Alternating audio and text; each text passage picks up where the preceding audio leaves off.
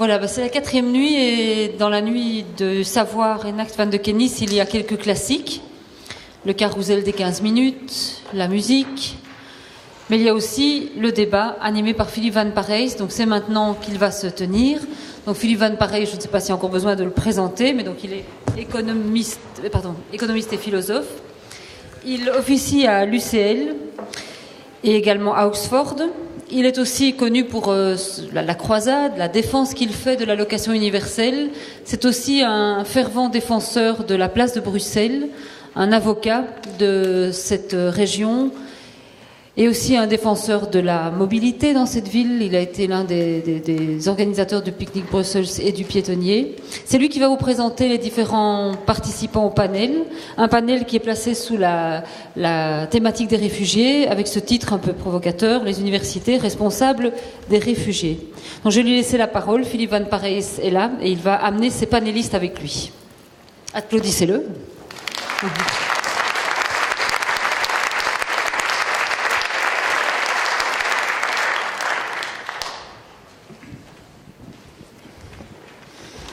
Bonsoir, goedenavond pour ce deuxième débat de la soirée.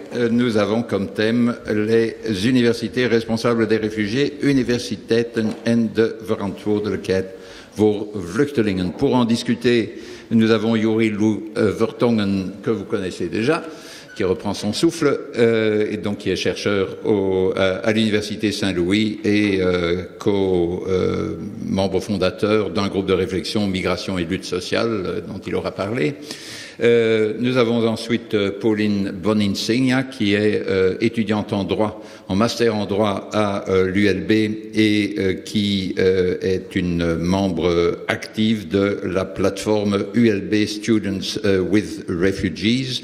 Elle est aussi particulièrement responsable de la legal team de l'équipe juridique liée à cette plateforme. Et enfin, Koen van den Abelen, die huidig coördinator is van de vluchtelingenacties van de VUB. Dus de VUB heeft daar een job gecreëerd met die functie.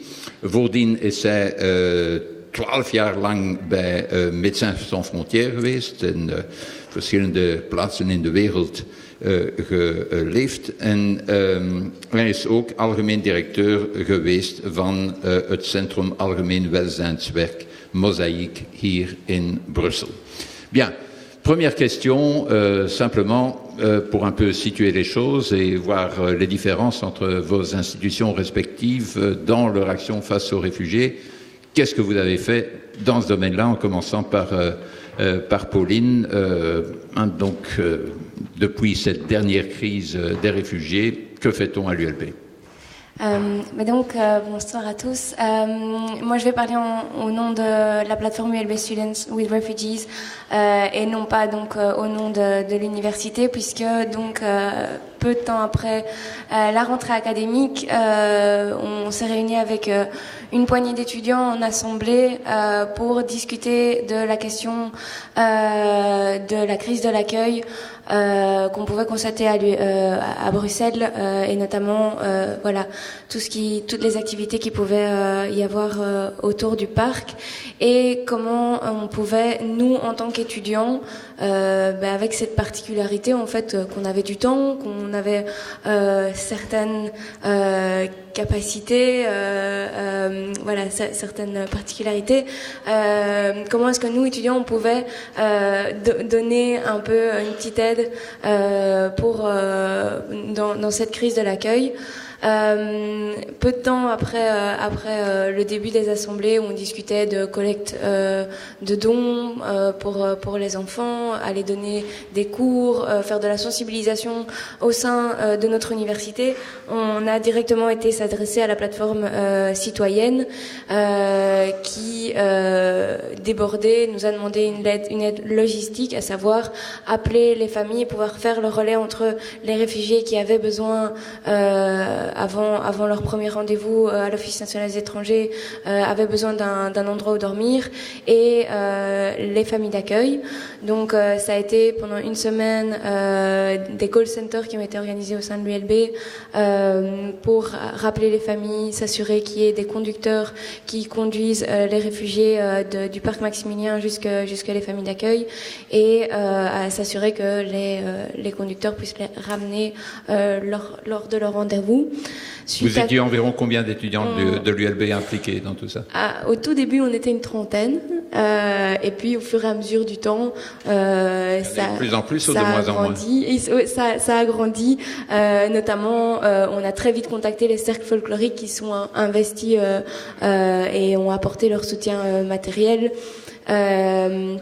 Dans l'aventure qui était la plateforme, qui est en cours de création. Et ensuite, s'est posé la question de comment est-ce qu'on pouvait aller plus loin, notamment quand on s'est rendu compte qu'il y avait de plus en plus de réfugiés qui étaient présents sur le parc, et le fait que le parc débordait littéralement à un certain stade. Donc, début octobre, on a pu, en collaboration avec les institutions de l'ULB et le Centre d'action laïque, on a pu ouvrir un local pendant 3 semaines où on a assuré l'accueil tous les soirs d'une vingtaine de réfugiés. Différents chaque soir? Différents chaque soir, oui. C'était des primo-arrivants que donc on accueillait, à qui on offrait un repas grâce au concours de certaines associations qui nous aidaient, dont les commerçants du quartier. Sur le campus? C'était sur le campus? C'était le local du Centre d'action laïque. Donc pour des raisons techniques, l'ULB n'a pas pu ouvrir un local au sein de l'ULB, et donc on a pu trouver cette solution de rechange. Et ça s'est terminé, ça? Ça s'est terminé au bout de 3 semaines de commun accord avec le Centre d'action laïque qui avait jugé impossible de pouvoir accueillir plus longtemps des réfugiés. Suite à quoi on a décidé, non seulement dû aux conditions matérielles, mais aussi à la fatigue en fait des bénévoles, on a décidé d'arrêter l'accueil des réfugiés et de se tourner vers un travail beaucoup plus militant. Et de pouvoir discuter en fait de comment est-ce que ça se fait qu'à un moment des étudiants, bien qu'on était 150, ça a été une expérience assez importante pour la majorité d'entre eux, vu que c'était la première fois qu'ils s'inscrivaient dans un défi aussi important, devoir accueillir 20 personnes chaque soir, leur donner à manger, avoir un endroit où dormir, des draps propres, pouvoir faire leur lessive, etc. Voilà, c'est un défi important, mais le fait est que comment ça se fait que ce sont des étudiants d'une vingtaine d'années qui doivent assurer ce genre d'accueil. Ok, on y reviendra peut-être alors tout de suite. Koen, wat is er aan de VUB gebeurd? Ja, goedenavond. De VUB heeft duidelijk een totaal andere invulling gegeven aan het maatschappelijk engagement als universiteit dan de ULB. Men heeft een aantal maanden geleden heeft men vanuit de VUB heel duidelijk gezegd van ons maatschappelijk engagement als academische instelling is eigenlijk onze core business. Ja? Als universitaire instelling zijn wij bezig met onderwijs, onderzoek, analyse, het in kaart brengen van problemen van onder andere de huidige vluchtelingencrisis. Ja? Het UZ in Jette heeft wel in september in het Maximiliaanpark, tezamen met Dokters van de Wereld, daar hebben zij eigenlijk een hele periode de medische consultaties op zich genomen, tezamen met Médecins du Monde. Momenteel ligt dat wat stil. Maar is men inderdaad ook aan het zoeken van op welke manier kunnen we Dokters van de Wereld op een lange termijn mee gaan ondersteunen. Vanuit de VUB, dat maatschappelijk engagement, men heeft dus op een bepaald ogenblik gezegd van we hebben eigenlijk nood aan het oprichten van een taskforce. Een taskforce met mensen vanuit verschillende faculteiten en departementen vanuit de VUB. Met het idee om op lange termijn te kijken van op welke manier kunnen wij student-vluchtelingen aantrekken naar onze universiteit. Ja? Men heeft daarvoor een positie gecreëerd. Men heeft gezegd van we hebben daar een coördinator voor nodig om die acties te stroomlijnen, op elkaar af te stemmen. Ik heb die functie op mij genomen en ik heb eigenlijk in de eerste plaats een analyse gemaakt van wat eigenlijk de mogelijke doelgroep zou zijn waar wij als universiteit mee gaan geconfronteerd worden. Ja?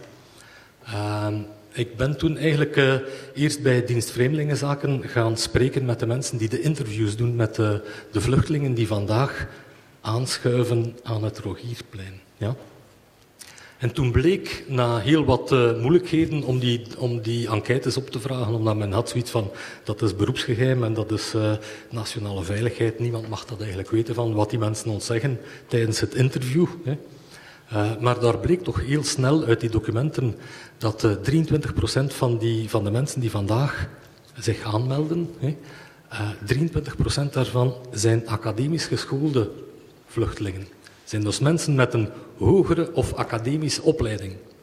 Daarvan zijn 12% student-vluchtelingen. Mensen die in hun land van herkomst in een traject van studie zaten. Ja? U begrijpt, van de 27.000 mensen die tot nu toe in België zijn binnengekomen, een groot aantal van die 11% die gaan willen verder studeren. Ja? Degenen die in Brussel gaan blijven hangen, die gaan zich richten tot hoger onderwijs in Brussel en tot ULB, VUB en een paar andere instellingen. Ja? Vanuit de VUB hebben wij gezegd van wij willen op lange termijn eigenlijk ons focussen op de opvang en het aantrekken van deze mensen. Oké, dus een heel verschillend aanpak. Saint-Louis, là, comme tu m'as dit tout à l'heure, bon, il n'y a pas grand-chose qui a été fait. Pourquoi? Bon, ça dépend si on voit le verre à moitié vide ou à moitié plein. Effectivement, donc nous avons à Saint-Louis reçu également une demande de la part de la plateforme pour organiser une forme de logement, de soutien logistique en tout cas aux migrants candidats réfugiés au parc Maximilien, puisque l'université de Saint-Louis est à proximité de l'Office des étrangers. Certains membres de la plateforme en première ligne. ont cru que c'était plus facile géographiquement du coup de loger nuit après nuit des réfugiés au sein de Saint-Louis. Pour l'instant, en tout cas, le projet n'a pas abouti. On a eu plusieurs réunions entre membres du personnel. Et la raison pour laquelle je pense à ce stade-ci, en tout cas, le projet n'a pas encore abouti, c'est qu'il y a une forme de désaccord à l'intérieur des membres du personnel entre les personnes qui étaient d'avis, effectivement, de soutenir l'initiative et la demande de la plateforme citoyenne, d'ouvrir certains locaux pour que des candidats réfugiés puissent y passer la nuit, et à l'inverse les positions peut-être un petit peu plus politiques qui voulaient que l'université profite de sa position au sein de la société bruxelloise pour prendre parti politiquement parlant pour la cause des réfugiés et qu'ils ne se cantonnent pas uniquement à un soutien logistique. Et la raison pour laquelle évidemment il y a eu ce désaccord qui a fait que jusqu'à présent, en tout cas, il n'y a pas encore eu d'accueil à proprement parler au sein de Saint-Louis, c'est parce qu'il existe un référent historique ici à Bruxelles, quand même, qui est pas si vieux que ça, 2008-2009.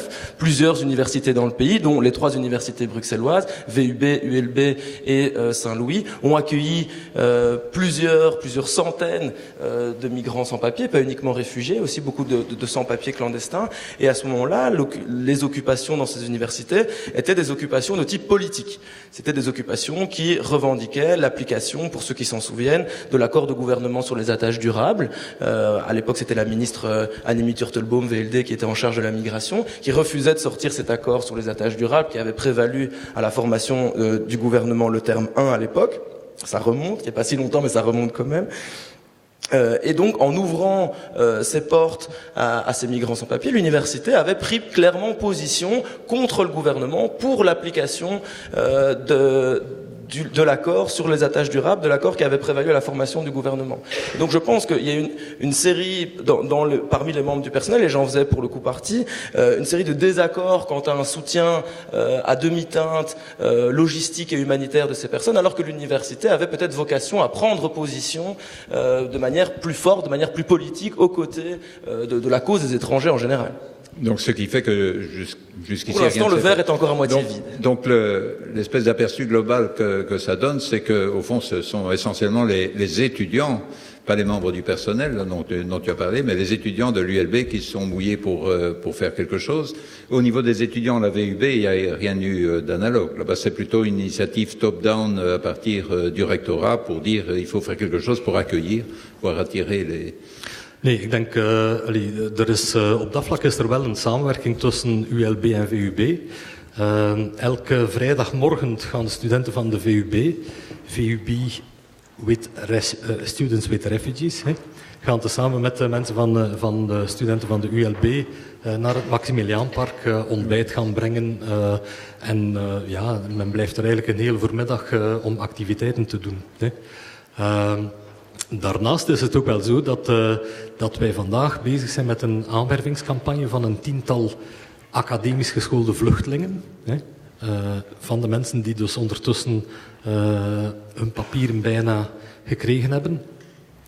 Dus die mensen gaan heel binnenkort ingezet worden op de campus van de VUB op verschillende departementen om op die manier eigenlijk ook wel een aanzuigeffect te creëren naar studenten toe. Maar het klopt dus inderdaad, de hands-on vanuit de VUB hebben we heel duidelijk gekozen van we gaan geen opvang doen. Men heeft slechte ervaringen gehad met opvang van Afghaanse vluchtelingen in een aantal parkinggarages op de VUB, een aantal jaar geleden. Ja. En voilà, men heeft dus heel duidelijk beslist van er zijn andere gespecialiseerde organisaties die daar veel beter in zijn, die daar ook voor gesubsidieerd worden. En iedereen moet uiteindelijk zijn opdracht en taak vervullen, denk ik. Ja. Alors là, on voit assez bien les obstacles, les difficultés, aussi la nature des ambitions qui a été changée. Maintenant, du côté de l'ULB, est-ce qu'il y a quelque chose où tu te dis c'est vraiment ça qu'on aurait dû faire ou c'est ça qu'on devrait faire maintenant et tu as l'impression qu'il n'y a pas moyen de le faire? Et c'est quoi les obstacles? Est-ce que c'est simplement l'épuisement? Est-ce que c'est l'épuisement? Pas simplement. Est-ce que c'est l'épuisement des bénévoles? C'est la proximité de la session de janvier d'examen? C'est le manque d'enthousiasme de la part du rectorat, des autorités académiques? C'est des obstacles qui seraient mis par l'Office des étrangers ou par le secrétaire d'État chargé de ces dossiers? Quelles sont les frustrations principales par rapport à ce que tu estimes qu'il faudrait faire vu l'ampleur du défi, du problème? Mais donc, comme je l'ai dit, ça a été une expérience formidable pour beaucoup de gens. Je pense qu'on a vraiment vécu, on a été confronté à une certaine réalité qui forme en soi des étudiants. L'université n'est pas que des cours. Je veux dire, on a énormément appris de par cette expérience. Les autorités nous ont soutenus logistiquement aussi et on les en remercie évidemment. Mais selon nous, et j'en parlais tout à l'heure de ce repositionnement un peu plus militant qu'on a maintenant. Selon nous aujourd'hui, l'université en tant que foyer de savoir, en tant qu'acteur à part entière de la société doit rentrer dans ce débat de société et prendre position claire. On a donc lancé avec maintenant une 60aine d'étudiants en droit une legal team avec laquelle on se rend compte jour après jour des mesures qui sont prises au niveau du gouvernement et notamment en la personne du secrétaire d'État à l'asile et l'immigration qui pousse à croire que tout est fait aujourd'hui pour, d'une part, dissuader les gens, les réfugiés de quitter leur pays. On l'a vu avec notamment la réduction des demandes qui peuvent être introduites chaque jour pour être enregistrées en tant que demandeur d'asile, qui génère des situations insoutenables. On a des centaines de réfugiés qui se retrouvent contraints de dormir dans la rue par 2 degrés. C'est arrivé en début de semaine. Donc c'est aujourd'hui une situation assez préoccupante et qui devient inhumaine, mais aussi d'autre part qui rend le parcours de plus en plus difficile et notamment le parcours d'intégration. Nous, étudiants en droit, on a planché sur aujourd'hui la proposition de réduire le statut, enfin limiter en fait le statut de réfugié qui aujourd'hui est limité normalement, le limiter à 5 ans. Ce qui pose des problèmes techniques importants dans l'intégration. On a rencontré il y a 2 semaines une maman une future maman à l'époque qui était dans la file enceinte. Aujourd'hui, l'enfant est né, il est en Belgique. Il va, je l'espère pour lui, être scolarisé en Belgique. Est-ce qu'on a vraiment envie que pour cet enfant scolarisé, dans 5 ans, on revoie son statut et qu'on se dise, ah non, en fait, il y a plus de soucis en Syrie, on peut le renvoyer chez lui. Je pense que dans un souci d'intégration des gens, c'est assez dommageable. Dernière question, parce que nous approchons déjà de la fin. On a eu la crise grecque, puis la crise des réfugiés, et puis une crise remplace l'autre. Maintenant, on a la crise liée au terrorisme. Est-ce que ça change la donne pour la question des réfugiés? Comment est-ce que vous voyez les efforts que vous avez faits de part et d'autre? Comment est-ce que c'est affecté par le terrorisme et ce qu'on en a fait? Alors, Yuri, pour commencer. Je pense que les deux phénomènes ne sont pas du tout liés. Donc, s'il y a un rôle de l'université là-dedans, elle est dans celle de déconstruire les amalgames auprès de ses étudiants et de ses membres de ce personnel, et puis de prendre part, comme le disait ma voisine, dans ce débat de société. Je triche un petit peu et je reviens sur la question précédente puisque j'ai maintenant la parole. Je pense que j'ai eu l'occasion de faire un petit sondage parmi les sans-papiers que je côtoie dans le cadre de ma recherche et dans mon quotidien. Et il y a quand même des demandes bien particulières de la part des collectifs de migrants à l'encontre de l'université. J'en citerai 2. Premièrement, il y a une claire demande d'intégration des migrants dans les débats, les conférences, les centres de recherche, les colloques qui portent sur l'immigration. Il y a une réelle demande de considérer ces personnes comme des sujets politiques et non plus uniquement comme des objets de recherche. Et de la même manière, finalement, que les études sur le féminisme, sur le racisme ont pu intégrer des catégories sur lesquelles portaient ces études-là, il me semble que les champs de recherche liés à la migration doivent appartenir en premier lieu aux personnes migrantes. Par voie de conséquence, deuxième demande qui conditionne en fait la première est celle d'intégrer ces immigrés dans l'accès aux études. C'est-à-dire que pour un demandeur d'asile ou un sans-papier, s'inscrire à l'université, c'est un véritable parcours du combattant. D'abord, on n'a pas les bons documents, on a des problèmes d'équivalence, et puis quand on arrive à faire jouer les équivalences, on a besoin d'un autre papier, mais qui est resté dans notre pays d'origine. Dans le pays d'origine, c'est la guerre, donc on peut plus retrouver. Enfin bref, il y a une série d'initiatives qui sont concrètement possibles à prendre pour les universités et qui nécessitent juste, à mon sens, un petit peu d'organisation et d'institutionnalisation de ces initiatives. Donc je pense que la vraie question n'est pas tellement sur le débat entre terrorisme et réfugiés, mais bien sur la manière dont l'université vient institutionnaliser la place des migrants dans notre société. C'est vraiment ça. Kuhn disait la même chose aussi avant qu'on rentre ici sur scène, en disant que qu'un assouplissement aussi des conditions pour pouvoir rentrer à l'université était très important. À long terme, il ne s'agit pas seulement d'avoir un accord de principe, il s'agit aussi de rendre ces mais tu as perdu ton tour pour la troisième question, de toute façon. Donc, l'impact de la crise terroriste maintenant sur la crise des réfugiés, hoe zie je dat? Ja, ik denk dat vandaag terroristen en vluchtelingen, dat alles op één hoopje gegooid wordt. Ja? Ik hoop alleen dat de politiek in België het hoofd koel houdt, hè, en niet meegaat in de begripsverwarring. Hè. Een terrorist is een crimineel. Een vluchteling is iemand die omwille van een situatie buiten zijn wil om wegvlucht. Als die situatie er niet had geweest, was die niet gevlucht. Ja? Als we dan kijken naar de impact, ik heb een studie in Nederland, van Nederland gelezen. Bon, Nederland is natuurlijk niet zo direct betrokken bij de terroristenaanslag van Parijs en de dreiging hier in Brussel. Maar ik vond het vrij interessant, omdat uit de statistiek bleek blijkbaar dat de vrees van de Nederlandse bevolking dat IS de vluchtelingenstroom gebruikt om terroristen mee te sturen, die angst die leeft bij de bevolking, heel duidelijk.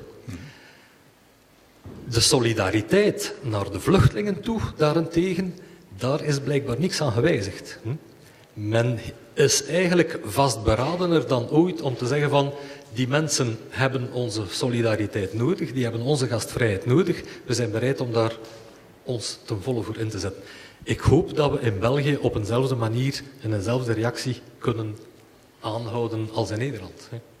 Hoop. Mais je vais aller dans le même sens. C'est aujourd'hui on voit mais qui sont les victimes. Qu'est-ce que c'est être victime d'attaques terroristes? On a vu beaucoup circuler sur les réseaux sociaux, en tout cas au niveau des étudiants.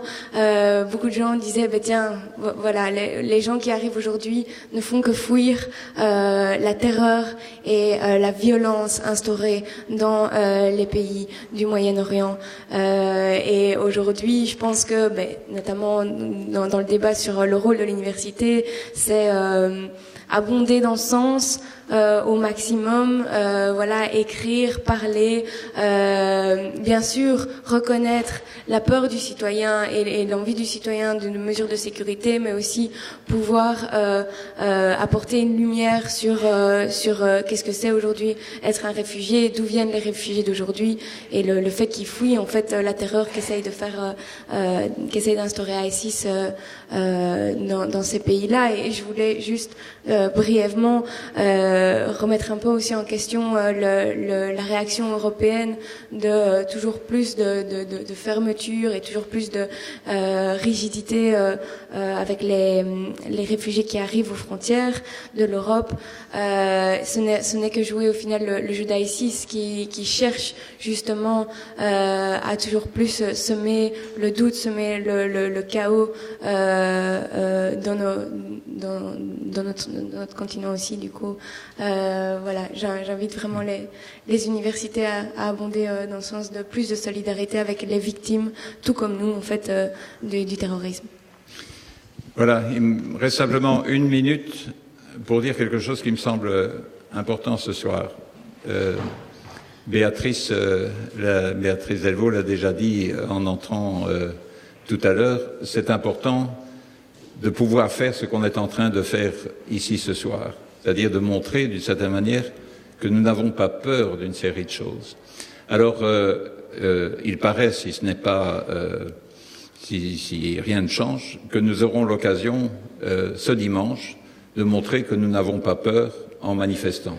Vous savez que à 12h, beaucoup d'entre vous savent qu'à 12h30 dimanche prochain, il y a une chaîne humaine qui se formera à partir de la Bourse jusqu'au Palais de Justice, où des Bruxellois de toutes origines, peut-être aussi des réfugiés qui sont déjà devenus des Bruxellois, des gens que rassemble la lutte pour prendre à temps des mesures pour empêcher un changement climatique profondément indésirable, mais aussi donc les objectifs de la manifestation. Cette manifestation sont plus larges, c'est aussi pour la paix.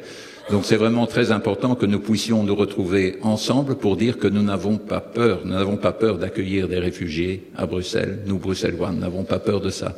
Nous n'avons pas peur du terrorisme. C'est pas parce qu'il y a du terrorisme et qu'il y aura toujours du risque de terrorisme que nous devons rester enfermés chez nous. C'est important d'être ensemble, y compris dans la rue. Nous n'avons pas peur de ça. Nous n'avons pas peur d'un ministre de l'Intérieur qui essaierait de nous contraindre de rester à la maison, de dire à nos enfants de rester à la maison, de fermer notre métro dont nous dépendons pour toute une série de choses. Nous n'avons pas peur de tout ça et nous avons besoin de le montrer tous ensemble et nous le montrerons dimanche prochain comme nous avons pu le montrer aujourd'hui. Et aux panélistes aussi.